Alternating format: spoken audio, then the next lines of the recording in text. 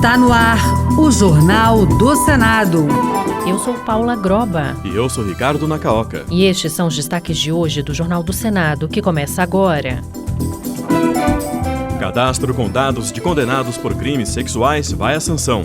Projeto para financiar carteira de motorista popular com recursos de multas avança no Senado. Política de alfabetização e educação de jovens e adultos segue para a Câmara.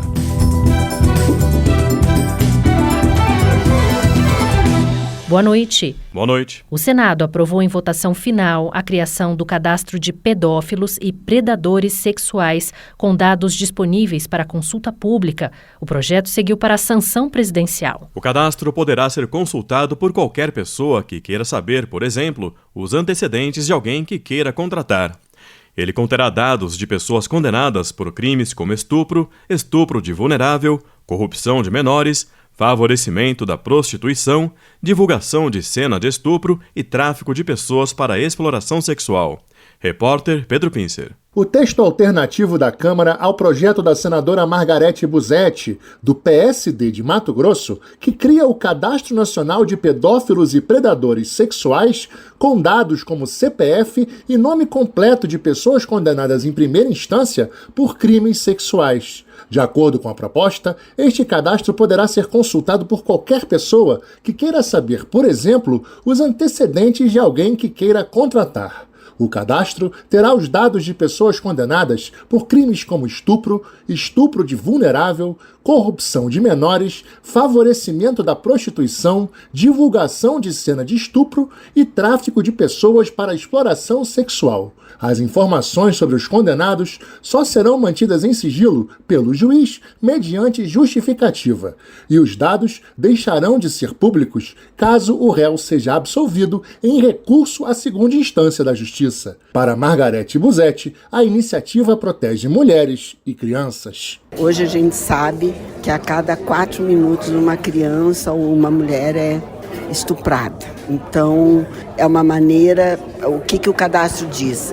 Que condenado em primeira instância fica disponível o nome e o CPF para que você possa consultar.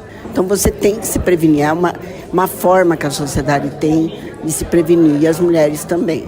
O relator, senador Marcos Rogério, do PL de Rondônia, falou da importância da criação de um cadastro nacional de pedófilos. Que representa uma importante ferramenta para aumentar a segurança da sociedade, especialmente para as mulheres, crianças e adolescentes, e que teve o cuidado de exigir o trânsito em julgado da sentença quando não há mais recursos possíveis e delimitar a exposição do condenado no tempo 10 anos contados do cumprimento integral da pena. O texto segue agora para a sanção presidencial. E a Comissão de Direitos Humanos aprovou a isenção de taxas processuais para vítimas de violência doméstica. Para a relatora, a medida é necessária, independentemente da condição financeira da mulher.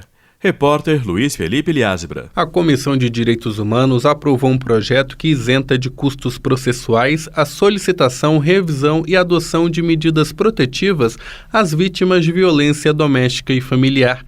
Pelo texto, terão direito ao benefício todas as mulheres, independentemente da comprovação de vulnerabilidade social. A relatora, senadora Margarete Busetti, do PSD de Mato Grosso, ressaltou que o Estado tem o dever de garantir a proteção das vítimas de violência doméstica, principalmente daquelas que dependem financeiramente do agressor. Eu quero falar da relevância que estamos aprovando hoje nesta comissão. Entendo que é a obrigação do Estado facilitar todas as formas possíveis que essa mulher busque por segurança, e isso hoje se dá, ou pelo menos deveria dar-se através da medida protetiva. O projeto será analisado agora pela Comissão de Constituição e Justiça. A Comissão de Assuntos Sociais discutiu hoje a necessidade de melhoria no atendimento aos pacientes com lúpus na rede pública de saúde. 7 a cada 100 mil pessoas terão a doença, que atinge mais mulheres do que homens.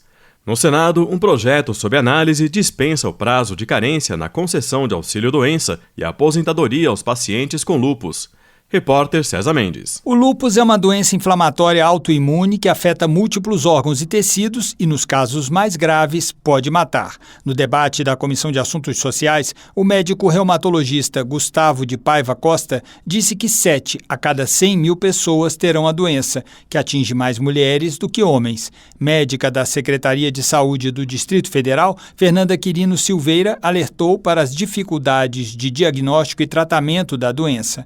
Já a Magnólia Santos, avó da menina Sofia, de 10 anos, diagnosticada com lúpus aos 5 anos, disse que não basta garantir exames e consultas, pedindo mais acolhimento para as famílias. A senadora Damares Alves quer unificar os projetos de lei que tratam do lúpus em uma proposta única. Unir todos em um único e a gente entregar para o Brasil uma legislação específica para os pacientes com lúpus. Relatora Damares Alves espera votar em novembro o projeto do senador Paulo Paim, do PT Gaúcho, que dispensa o prazo de carência na concessão de auxílio-doença e aposentadoria aos pacientes com lúpus. E a Comissão de Educação aprovou a Política Nacional de Alfabetização e Educação de Jovens e Adultos. O texto pode seguir diretamente para análise da Câmara dos Deputados. A ideia é erradicar o analfabetismo e garantir a conclusão da educação básica por pessoas com mais de 15 anos de idade.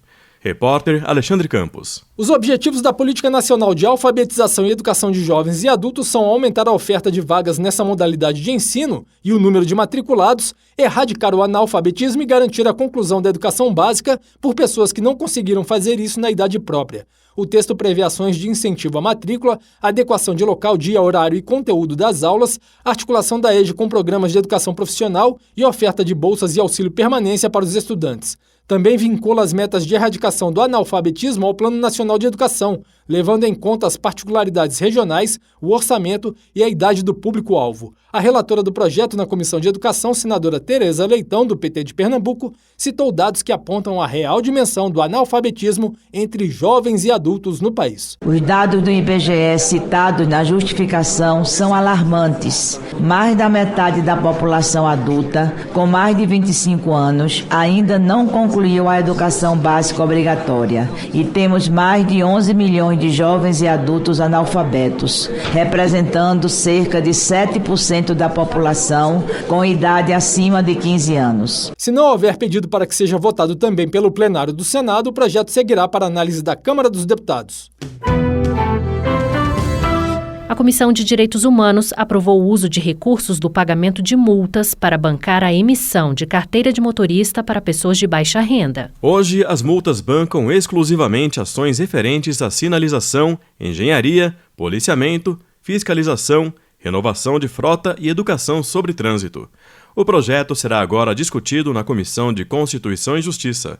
Repórter Pedro Pincer. A emissão da carteira de habilitação da pessoa de baixa renda poderá ser custeada por multas de trânsito. É o que prevê o projeto de lei do deputado José Guimarães, do PT do Ceará, aprovado pela Comissão de Direitos Humanos. O relator, senador Dr. Irã, do Progressistas de Roraima, incluiu na proposta a obrigatoriedade do exame toxicológico periódico para motoristas profissionais de moto e de carro. Ao citar os custos, ele avaliou que o poder público deve pagar pela habilitação de inscritos no Cadastro Único para Programas Sociais. As pessoas de baixa renda enfrentam grandes desafios apenas para conseguir equilibrar as despesas essenciais, como saúde, alimentação e moradia, com a renda que possuem. Diante desse cenário, fica evidente que obter a habilitação se torna um privilégio em nosso país. Hoje, as multas bancam exclusivamente ações referentes à sinalização, engenharia, policiamento, fiscalização, renovação de frota e educação de trânsito. O projeto segue para análise na Comissão de Constituição e Justiça.